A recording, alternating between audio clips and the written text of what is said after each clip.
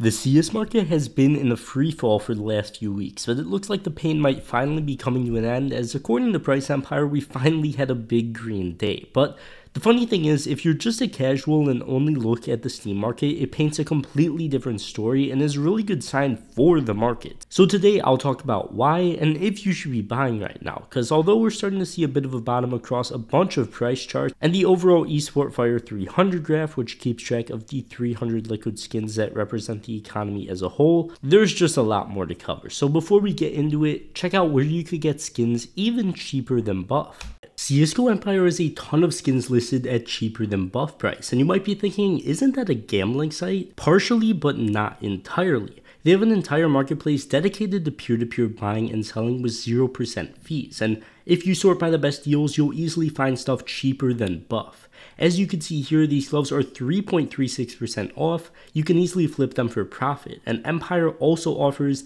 any deposit method you could think of, including many different cryptos and real money options. And you're able to withdraw with all of these options, including USDC, which you could turn to cash instantly. Of course, there's no wager requirement on any deposit either, so be sure to check them out with that link in the description and start getting skins for cheaper than buff today. Okay, so is the crash over? And the answer is, for the moment, maybe the worst of it is over, and the parabolic downtrend over the past few weeks is, but there's no reason for the crash overall to be over yet. We have no new skins, no new operation, no case, no nothing.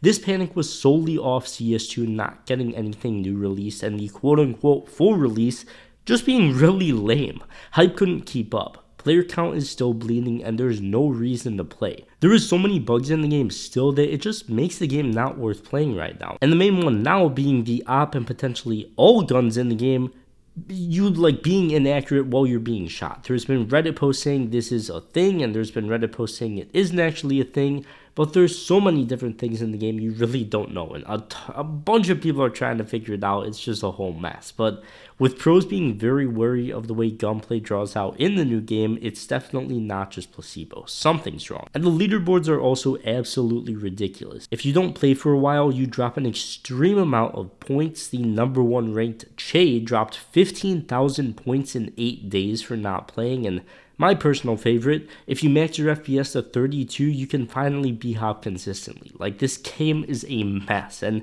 that's not going to help with overall player count, which isn't going to help with the market. So that's why I don't think this crash is over. Sure, I don't think we're going to be seeing a massive downtrend like we did for the past few weeks, but I think we're definitely not going to be going up anytime soon, consistently. At the beginning of this video, I mentioned how the Steam market is completely different than buff when it comes to price trends off this panic, and although casual players haven't been losing their minds off this unfinished release, operations always cause selling pressure, and if there's one thing that'll finally drag those Steam market prices down that isn't this initial panic on buff, it's people selling their skins on the market to buy the battle pass and operation stars and whatever else we might get. Because although the casual players aren't bothered by investors panic selling, I do think the investors will be bothered by the casual players panic selling en masse, which is why I think when the operation finally comes, we'll get that final tip from casual players selling, which they once again haven't really been doing that much, and then the pain will finally be over, because only investors and people selling on buff have really been selling for obscenely low prices and keep selling for cheaper and cheaper and cheaper throughout these past few weeks. It finally looks like it came to an end, but casual players, people that sell on the Steam market, have not cared at all. So for now, it's nice to see the market look like it has bottomed, maybe for the short while. Of course, it's not going to go down at this rate forever. There's not infinite panic sellers, and I'm not going to say buying here is a horrible idea. Of course, hindsight is 2020, and it's a much lower price than what we had during the peaks, but you got to realize just because we had higher prices doesn't mean we're going to get back to them that easily.